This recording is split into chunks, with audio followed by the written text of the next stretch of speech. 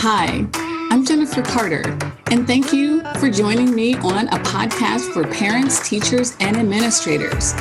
Today's conversation should be a good one, and I'm sure it's something on your mind. So let's get to it. All right, so thank you so much, Nikki, for joining me. I should call you Nichole. Nikki is fine. So can you just tell us a little bit about yourself and how you're connected to education? Okay, well, thanks for inviting me. I'm thrilled to be here. My name is Nichole Shabazz, and I am affectionately known as Nikki in my entire life, so Nikki is absolutely okay. But I am an educator, and currently I am a school librarian, so I refer to myself as a library professional, meaning that I've worked extensively in public libraries as well as school libraries from K through 12. Currently, I am an elementary librarian, and I consider myself a reading evangelist. I mean, I believe that reading is the gateway to all learning, and I think that being proficient in reading and having a desire to read really opens the door to success for all kids. You know, it is the key that opens the door. And so I spend the bulk of my career really advocating for students who are not proficient in reading and students who can read but lack the desire to read. And so in the reading world, we call that reading reluctance. And so much of that is tied to historical things in our society. And so when children don't necessarily see themselves in books, naturally they can be less affected by what they read. And so I spend a bulk of my time really trying to dig into what young people love and enjoy, and then trying to make it relevant and resonant for them. Nice. So, I mean, I, of course, being a former English teacher, I mean, I'm definitely not reading reluctant, but my son, Ian, started out really loving reading. And as he got further and further into it, he got more and more reluctant. But we can talk about that later. What do you want to talk about? What are we talking about? I actually think that's appropriate. And I think it's actually typical for Black boys in particular. I hear a lot of people say, you know, Black boys just don't seem to like to read, you know, like girls do. And what I've found in my profession, in the early grades, Black boys are as excited about reading as any other child. And what I started to see is that taper off around the upper levels of elementary. So around 4th and 5th grade, you kind of see this marked decline in their interest in reading. And again, a lot of that goes back to, I think a lot of it goes back to just that coming of age, masculinity, and getting cues from some people that maybe books are not the thing that boys should ascribe to. Another part of that is they don't necessarily see themselves in books. And then yet another part of that is that in most library collections in schools, we are heavily focused on literature and stories that girls most resonate with than boys. So our nonfiction literature, you know, that kind of yucky, gross, fun stuff that boys like, we tend not to have as many of those books. Yes. And that's, you know what? That is exactly what happened. He was an avid reader until he got to middle school, and it became more literature heavy. So he wasn't able to read Captain Underpants. His favorite book when he was little was Zombie Butts from Uranus. Of course.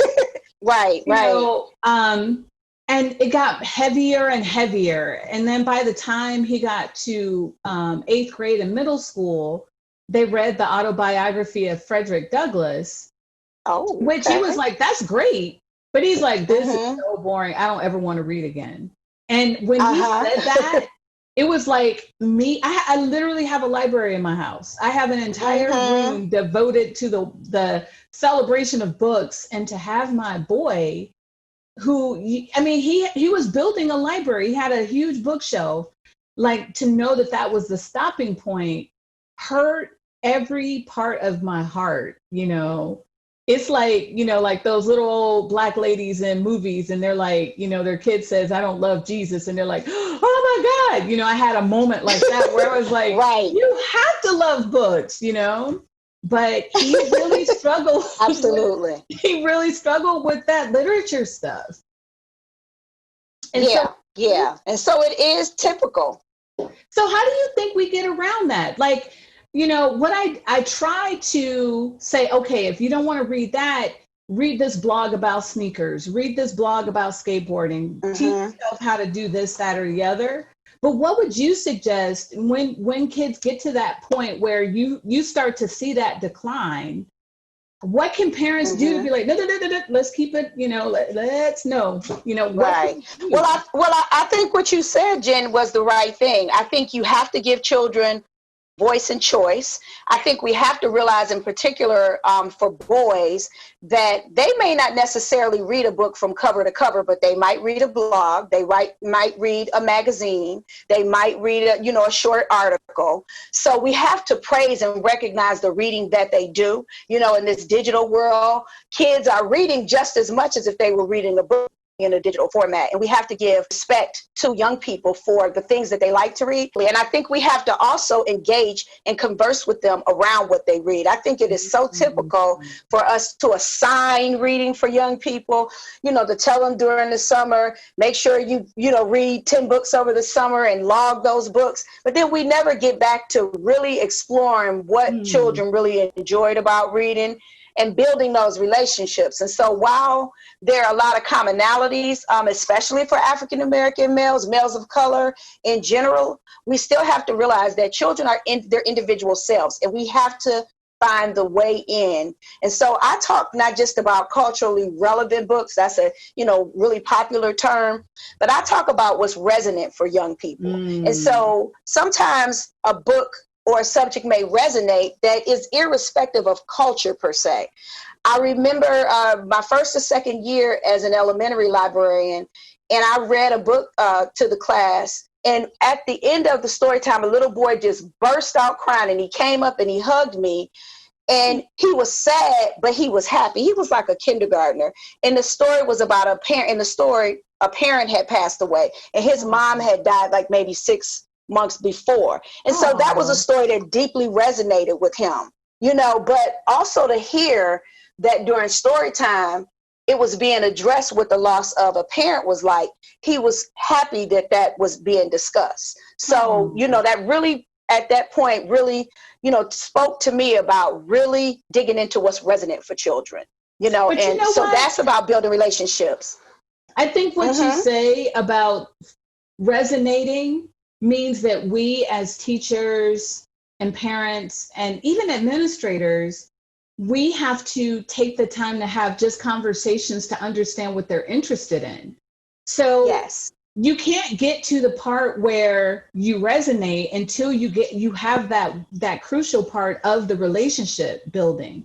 And because we're facilitators of what they read and what they get exposed to, we can kind of curate existences around kids. Like, I'm always suggesting a reading to somebody. Oh, you would love this. Oh, you would love that. Because, I'm talking to folks and I get a chance to hear what's on their mind. So it's like referring them to a restaurant. Oh, you like Chinese food? Go to this place. And I think that's really good insight. And that's a really important point to make, that we got to pause in that moment and have much more conversation around what they're reading, which kind of leads to the next thing. Are those summer book lists even? What? I think it can be a starting point, again, because you have to meet children where they are, and children, of course, are at different levels. So I think there are references, but again, going back to building those relationships, I almost consider myself like a book concierge. Just last week, I literally in one day got 4 texts from somebody who was 17 to someone my age, asking about book lists for various things. So my goddaughter, for example, was one of the texts. She's 32 and she's about to have her first baby. So she's like, God, mommy, make me that book list for, the little ones, and then I had a good friend who wanted she was sharing a book with me that she thought that I would really like, and while she was asking me to create a book list, and she says, "I'm sure you probably read the book before." And I said, "Yeah, I have some book club stuff about it." And she just laughed. She said, "I knew it when I said that." But part of why the ask is there is, one, I have the relationships, but two, I have the competency to be able to provide the resources. And of course, that's because I'm a professional, but I don't know these things just off of the top of my head. Part of it is I am a voracious reader. So that is elemental, I think, to being able to build the relationships with young people and to recommend reading. But also in my profession, we use selection tools. So school library journal, for example, the Horn book and book lists, those are 3 selection tools that librarians rely on to give us, very good book reviews and help us kind of narrow down what books we're going to select for our collections and recommend for our youngsters. So that I think those things are important. Can you say the name of those again so that folks can use those tools? Sure, absolutely. So school library journal, book list, and the Horn book in particular. So there are others. I also rely on We Need Diverse Books. So it is a campaign that got started around 2013 and 2014. A very prominent African-American author, he's since passed away, Walter Dean Myers, who I love tremendously. Yeah. He did an op-ed piece. Yeah, he did an op-ed piece about where were the Black books for children? That they really weren't out there. The publishers weren't putting the books out there. And even when there were books coming out about Black children, there were largely white authors writing those books. And so a study was done, and there was a dearth of Black books. I want to say something like, in that year, 5 to 6%. There were more books written about animals than there were about children of color. And so that piece just set off a firestorm in the writing and publishing industry, and it led to the birth of We Need Diverse Books. So viewers and listeners to the podcast can go to www.weneeddiversebooks.org, and they give a lot of information about really good multicultural, culturally relevant books. They provide reading guides for books. They often have author spotlights, and so it's a really great resource in particular for culturally relevant materials. But yeah, we have to rely on a lot of those tools because there's so much out there to be able to distill what is really good literature for young people. And I have to make that kind of disclaimer because everything that's written out there is not of great quality. And so we have to also be thoughtful and evaluative when we're thinking about the books that we want to share with young people, particularly children of color, because we have to be sensitive to their experiences. And when we can, we want to rely on what we call our own voices, people who are writing books, who are coming from that culture and that experience. Mm-hmm. I wonder also if we could utilize kids, and especially now with people being so distant from each other during COVID, if we could use those book lists and have the kids review them and read them and tell whether or not they liked them and why. And, Kids are honest. I would find that probably pretty hilarious to hear their review. But then also, it would be a good way to give them kind of a little bit more ownership and agency in the things that they read. Using the book list as a resource for vetting what's on the book list. Because if I get feedback from a reader and he says, I used to love reading, but now I'm never reading again, I'm going to take the book that pushed him over the edge off of my list, Right. That's just me. I know some people who wouldn't do that, but, it's good feedback for us to get the kids involved. Are there absolutely. What other kind of ways can we get kids involved and hear what they want to read? Absolutely. I think the review is very key. And I know a lot of librarians do rely on that heavily. And they tend to rely on reviews where they've asked the kid just to pick a book and then to share how they feel about books. One of the things that I do with my young people is I will share a cadre of books and ask them just to kind of peruse the book, to judge a book by its cover. What is it that is attracting you to the book? You know, what is it that you like about the cover? Read, you know, a couple of pages, just jump in, maybe not read it the first page, but jump. Now I'm in the process of completing a book for African-American and Latino boys called Engaging Boys of Color at the Library, Proven Strategies for Reading Achievement. So that book should be coming out summer of 2021. And I have a whole chapter where I talk about Ask the Experts. And you know, for somebody who's just reading the book, they're going to assume that the experts mean professionals like myself. But in experts, I'm actually referring to those boys of color. Ask them what it is. And again, going back to building that relationship, sharing this information about selection tools, giving them the information, the knowledge, the resources, and empowering them to then go out in pursuit of books so that they can come back and share. So during my time, for instance, at the Cleveland Public Library, I had a kid that shared with me, you know, manga and anime is, you know, a really big deal for a lot of boys. And just comic books in general are making a comeback in what we call graphic novels.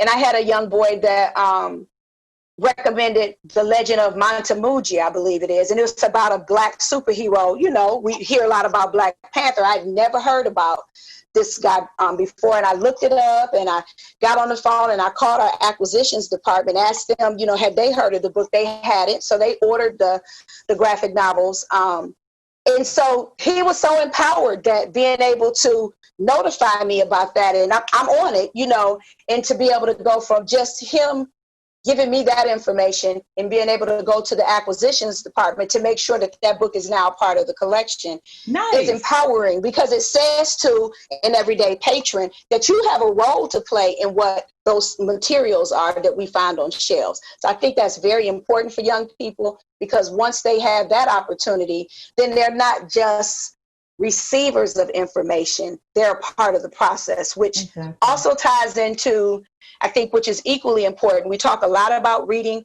but I think the relationship between reading and writing is also so important as well. That now gives our young people an opportunity to express. So reading, as Pam Allen says of Lit World, reading is breathing in, but writing is breathing out. And I think that has to be elemental. I love that.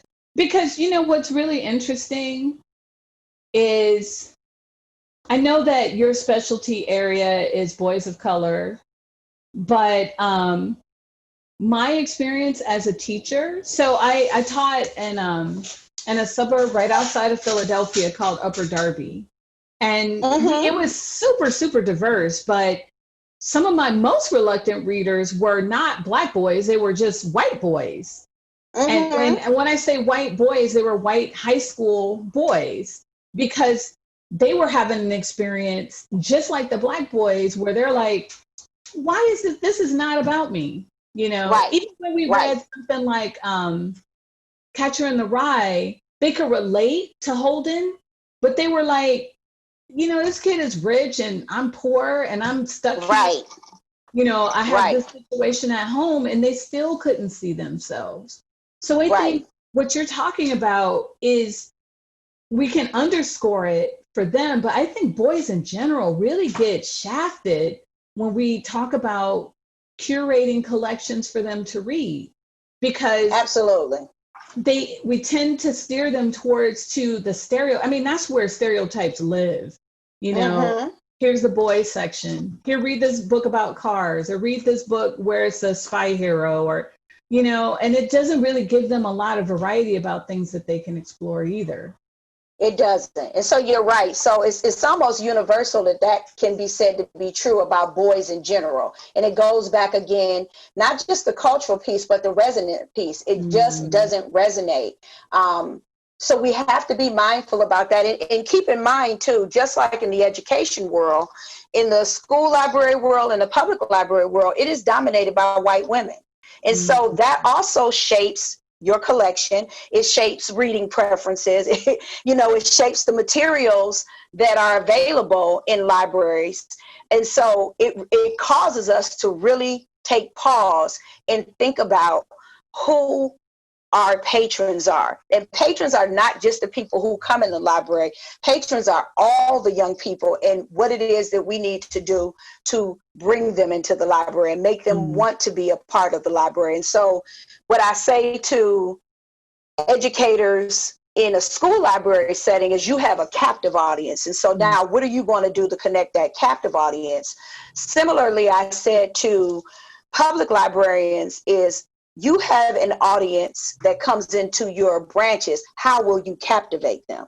You have to be able to make those connections and to, again, give honor and respect to boys for what it is they like to read and make that shift. It isn't, you're here to provide a service. So it's not about what you like necessarily.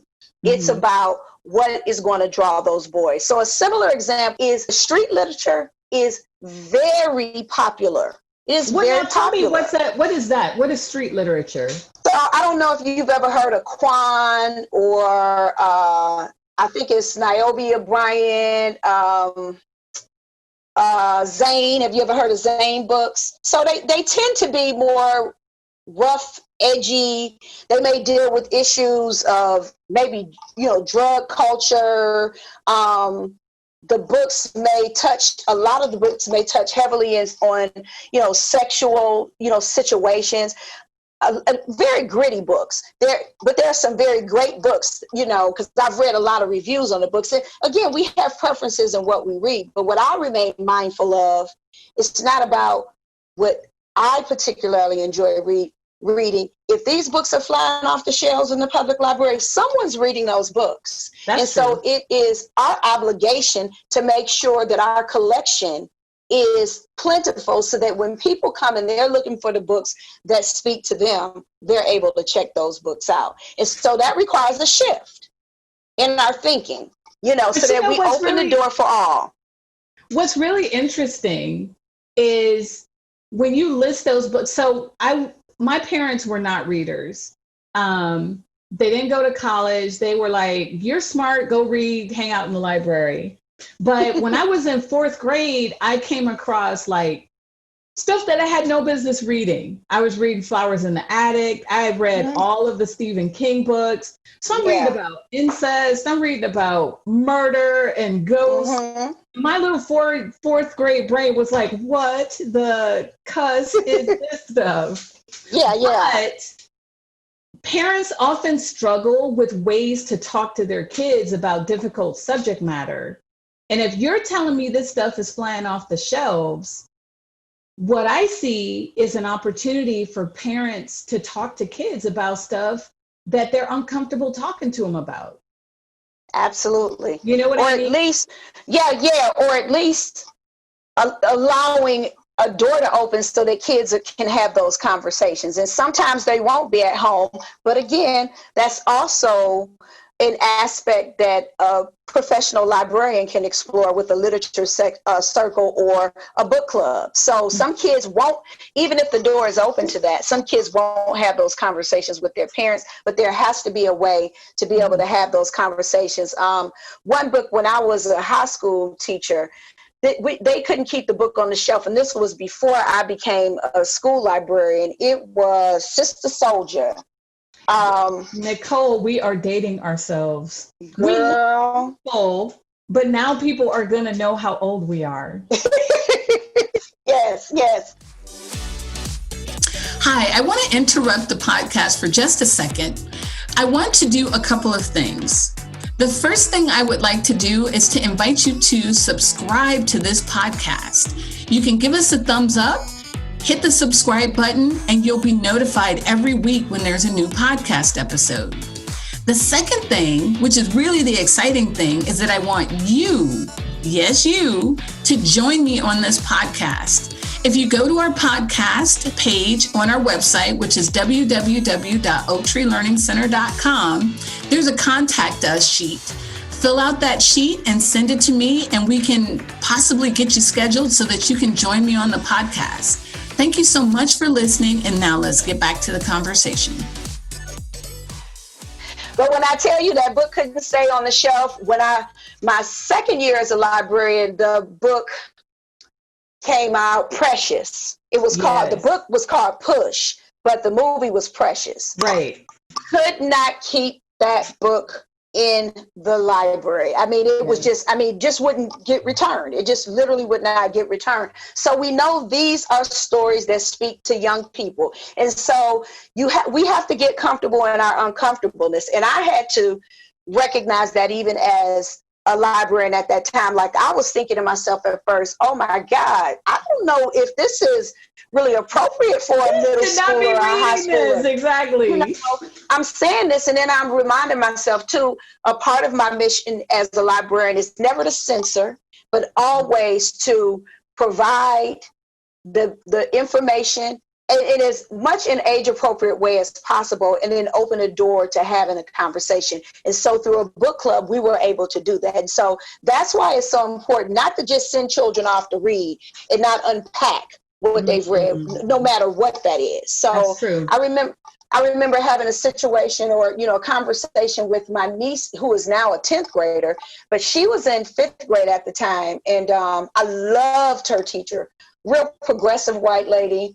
But she assigned the kids it wasn't The Secret Life of Bees. The Invention of Wanes by Sue Monk Kidd. And it was such a heavy book about slavery. I read the book along with her, and I was a little baffled that she didn't really go and she didn't unpack that book. And so I had to have that conversation with her. One, just because I don't care what child it was, that book was so heavy, you really had to unpack, and you really had to have a lot of conversations around it, and you really had to spend time that the curriculum didn't allow her to really give. So then you got to think about, is that appropriate at that time? And then also as a white woman, so much of what that book dealt with, I could imagine her cringing having this conversation with a 90% African-American class. And so sometimes you have to bring, again, own voices. You have to bring others into the conversation so that we can get the level of authenticity I think is necessary to allow children to open up. My niece wasn't comfortable opening up about things, in the book, even when they had opportunities to discuss, because of that. So I think it's a double-edged sword. On the one hand, we have to make those stories available, but we also have to really create safe spaces so young people can feel comfortable sharing whatever it is they like to read. Because during the research for my book, some of the interviews that I had with Black males that are authors now was around their embarrassment because they were readers as young people and how they were bullied because of that. And they didn't feel that they would hide their books in their book bag. Like, they didn't feel comfortable riding the school bus reading, because especially by high school, because that was deemed something that you were a punk if you did that.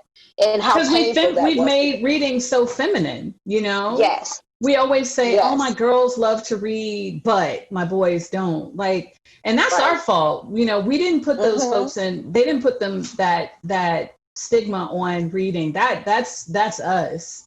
And when I say us, I even think teachers, Oh, yeah. Like, I think teachers just take for granted that boys aren't going to read a lot, when I know that they do. I witnessed, like I said, he's not my real nephew, but my little nephew loves to read. He reads all the time. And then he also has like a little podcast that he does. And he's always sending links and, Auntie, look at this, Auntie, look at that. And, just sharing what he's done and what he's exploring, what he's read about. And I would never in a million years assume that reading is for a boy or a girl thing.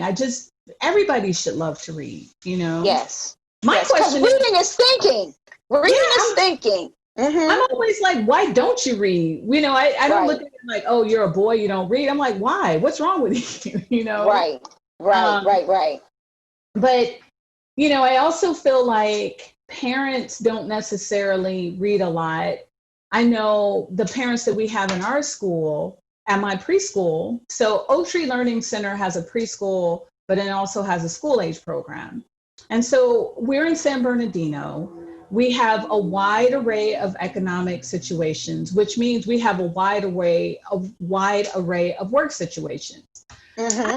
who work 2 jobs and they're single parents, or have 3 kids and they're single parents, and they don't have a lot of time to read. But what can I do to get them to read more? Right.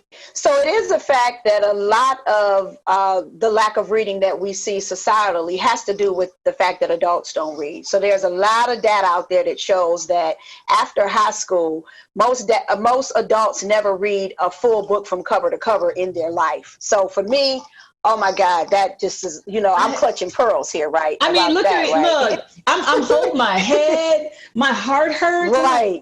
A couple of words? Yes. Right. But again, also, I'm always still reminding myself, just as you said, people are dealing with so many other different immediate needs. I happen to be somebody who I think I was just a natural born reader. And so when things come to us easily and we love them and enjoy them and we're empowered by them and we see the value in them, it's easy for us to get kind of, snobbish, if you will, and think, why isn't everybody doing this?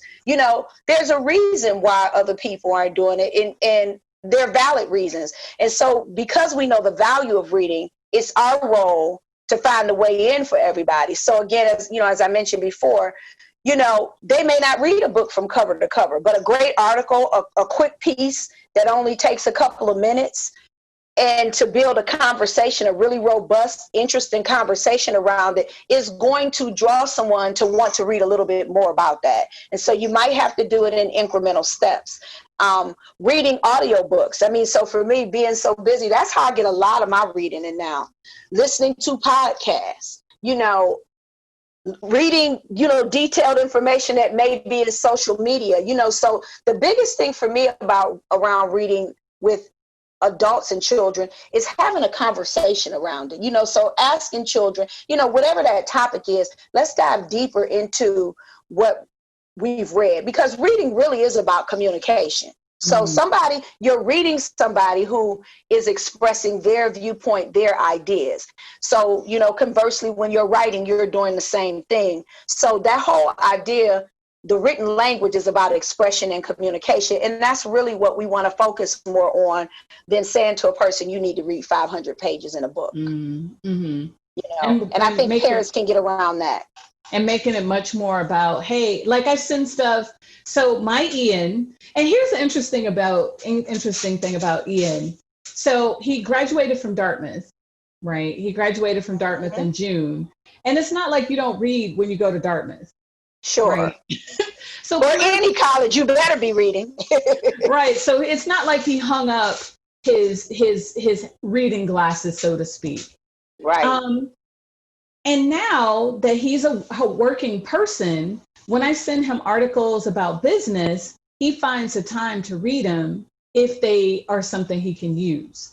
So he was trying to navigate around a colleague, and I was like, here, just read this, So he read the from the Harvard Business Review. There's like a 20-page article about how to negotiate relationships when you're at work.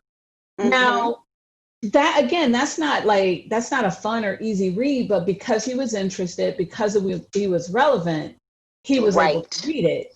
And it goes back to what you've been saying about conversations and finding things that resonate. I think what we have to do, those of us who are in the care of children, we have to be very active about finding things for their parents to read so they can see their parents reading. Even if they're on their phone and they say, mom. And one of the two things that people will say is, I'm on the phone, right? Or what we want them to say is, I'm reading something, because they can actually hear, I'm reading something, give me a minute. You know what I mean? Because it gets into their subconscious to understand, I have a cell phone, but this is a conduit for information also. Exactly. Because I think we do, us readers, with our little sacred libraries, we do get a little bit snobby when we see people on their phone reading. Ian read 20 pages of that article on his phone. Now, I could trash him because he didn't read the actual book version, because I had the book version. Or I could just acknowledge that he still read the pages, Absolutely. And did he get the information? Was it useful for him? Because then we had a robust conversation. Exactly. And so again, when I think about him and I transfer that to how I think about parents and how I think about people who are not natural readers like you and I, then we who are working with parents, even teachers, because I tell you, I've been shocked at how frequently teachers don't want to read something. Oh yes, And I'm like, it's a thing. How is that possible? Yes. But again, yes. Moving yourself out of that place of judgment and moving yourself into, let me put your shoes on so that I can identify something that is going to be for you and not for me, Right. Because it is really the what's in it for me aspect. I mean, again, for all of us, even those of us who love to read, we get something out of that, and that's why we continue to do it. And so we have to be mindful that not everybody, one of the things I always say to my young people is I want you to read for learning, leisure, and life. And so that while that's the goal, not everybody will read just for learning. Not everybody will choose reading as a leisure pastime. But we do want them to have the lifelong skills so that reading is a tool that they can draw on when necessary. Now, my argument would be it's always necessary, but people won't necessarily read it for fun or, again, for leisure. But if they know that reading is a tool, just like a hammer, that will allow them to do something, to create something, to fashion something, to get them from one level to the next, then I think that's the sale that we want to make, for parents and for children. And so when you talk about, modeling, like you said, you happen to be in a situation where your parents weren't readers, but you were a smart kid. So just, your inquisitive nature opened the door for you to become a reader. I was a smart kid, but I also had a model. My mother read voraciously. So I always saw that, as a child. My grandmother read, my mother read. I had an aunt who read. My aunt read the newspaper religiously, and so that was her mode. And she liked to read, steamy novels, like the Harlequin, kind of stuff. But I always remembered that, my grandmother dropped out of, she had my mom at 15 and she dropped out of school in middle school, and she was very intelligent because she read. My mother, just had a high school education. My aunt just had a high school education, but I would watch the two of them in conversation, as a child, and these were highly intelligent women. So I was able to glean that reading was the key to that level of intellect, even if you didn't have a formal education, although they all pushed me to have that education. So in my family, I was regarded as the college material because I'm the first person to graduate from college. So that spoke to me, about the power of reading, and just that it gave ideas, but it also helped to produce ideas that made you become a part of the whole reading landscape, the ecosystem. And so that's what I try to convey to young people, that reading is thinking. And, because as smart as you may be, you can't think every thought. Somebody's going to have ideas that, resonate, that may speak to what you already think. But then somebody may have an idea that you didn't even think was possible. And it may open the door for you to explore something altogether different. It may open the door for you to learn about a different culture in a different way that other people live. And so it really is about us being communicative, us being a part of humanity and interfacing with others. When we can't always physically do that, a book or reading will allow us to do so. Well, it's so interesting that you say that. Like, when I was in the classroom full time, kids would always be like, can we do this or can we do that? Even here at the center, they'll say they wanted to have cell phones because we don't have any technology here. Oh, wow. And it's really interesting now because the kids are doing distance learning. So we didn't even have I shouldn't say didn't. We still don't have the bandwidth to have all these kids on their computers because we have two computers in the office and I bring a laptop. Those are literally the only things that really use the network.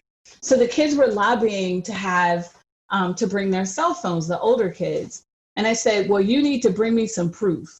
And when I say proof, I don't mean like, I feel like, I want, my mom said, I was like, bring me some data and statistics on why cell phones are useful to young people. And don't you know, those kids, they, on their own time, when they got home, they were looking up what are good uses of cell phones. Why would you need a cell phone? How do you use a cell phone?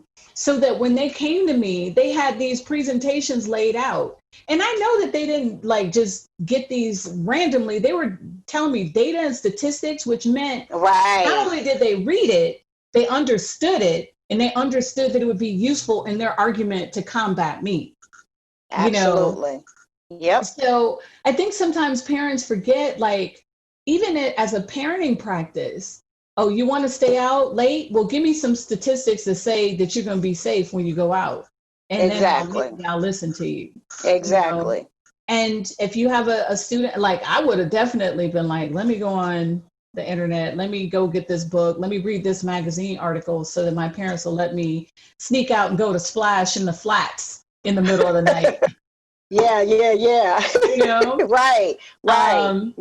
So I think what you were saying about intelligence really strikes a chord with me, because in order to read and understand and then use it, that other piece, that use it piece, that's why you read. You don't necessarily read because your eyes drag across. You don't necessarily read because, you get you just like the vocabulary. You read because you get transported somewhere else because you're using your imagination, or you read because it gives you better arguing skills, or it gives you something to talk about, or it helps you relate to people because you're using what you read. And I mean, we can circle all the way back to the beginning, which is a lot of boys, boys of color, don't necessarily find any use in what they read, A lot of parents don't find use. So I think your point, to kind of go back to what you were saying, I think your point about, that there is this connection between cognition and reading, but we have to make sure that people understand that, so that they understand that reading is why you read. It's because you can then use the information and literally be smarter. Absolutely. It builds in sort of, I heard you mention vocabulary. And so, there's a science to reading as well. So we're talking about, reading out of enjoyment, reading, for academic purposes, but reading is not a natural process. I think if I wanted to convey something, to parents in this conversation, that would be the big thing as well. And even to some educators, I think people are misinformed when they think that, reading is natural. It is not. It is a taught practice, and there's a science to it. And most everybody can learn to read, but they have to be taught to read. And so that goes back to where you are, in the work that you do in this early learning space, our emergent readers, and how, drawing that focus on the importance of reading as they're emerging is so pivotal into them becoming proficient people who love to read. And so, we're focused a lot on that in the library world as we learn more about the science of the brain and about how important it is, again, that modeling piece, for kids to see reading, for kids to be able to develop rich language around reading, because, students always say to me, members of my family are look at college material using those big words. Well, part of that is because I have a repertoire based on what I read, so the more you read, those words just kind of get thrown in your brain. And, what I explain to young people, when you have that repertoire, it doesn't have anything to do with you being a smart person. But if I have a repertoire of 5,000 words in my bank and you only have 50 words, what you express is going to be less rich than what I express, although we may be literally thinking the same thing. I have more to draw from than you. And that simply comes from my exposure to language, and that's the power of reading. And then again, that ability helps you to be a better writer when you want to express your thoughts and ideas. So those are symbiotic relationships that we have to create, for young people. And we also have to remember that a lot of our parents, didn't necessarily have the best experience when they were in school. And so their ability to, or desire even to model that, they may not have necessarily seen value in it. So I'm a fervent believer that if you can convince people of the value in something, they will give it the attention. We give time to those things that we know matter, and we've seen, proven results that they matter. But again, we recognize people the way they do it, and we herald that as they move deeper and deeper into their relationship with reading. Well, I don't know if we could say anything better than that, because that is 100% spot on. And like I said, you gave a bunch of really good resources. We'll put those all into the notes for the show after the podcast is put up, so that people can find the selection tools. I'm going to see if I can find that op-ed by Walter Dean Myers as well, and put a link up there. Do you have is this the engaging books at the library, or do you have a link to your book, or like how are we going to find what you've written? Well, I'll share the book cover and the information, just a little blurb about the book. I'll share that with you, so you can also share that in the podcast. There's just so much out there, that for young people to enjoy. I just wanted to share just 3 recent books for kids in your, realm, the young people. One is called Woke Baby. You may be familiar. You may have seen this book by Mahogany Brown. You suggested that, so I have that one. So you have Woke Baby, and I know this one is really popular now, Anti-Racist Baby, Ibram X. Kendi. So, he wrote Stamp from the Beginning and How to Be an Anti-Racist. So this book it's actually his daughter on the cover. So this is just an adorable book, a newer one. And just a recent one I picked up too, I Love Me by Sally Morgan and Amberlynn Quamalina. So these are 3 really great resources. Yes. And it's just more and more out there. But I just love the fact that the publishing world is really jumping in. These are all board books, and they're really jumping in and recognizing that reading starts before children are even reading, that they're watching, that they're seeing us, that they're touching, that they're feeling, and that once they see themselves in books, they have an expectation, and it's our job to meet those expectations for our youth. Excellent. Well, I really appreciate you talking to me, and I feel like I have a whole bunch of other questions. I may have to text you after this is over and put some more show notes and get some more questions answered. But I really appreciate you making the time to talk to me today. Absolutely. No problem. It was my pleasure. Anytime. So that's our conversation for today. I hope you found some information that was interesting, or a perspective that you hadn't thought of. If you like what you heard, or even if you have some feedback, put a comment in our comment section. Be sure to like our page, and make sure that you subscribe so that you can hear when the next video comes out. Thanks so much again for joining us.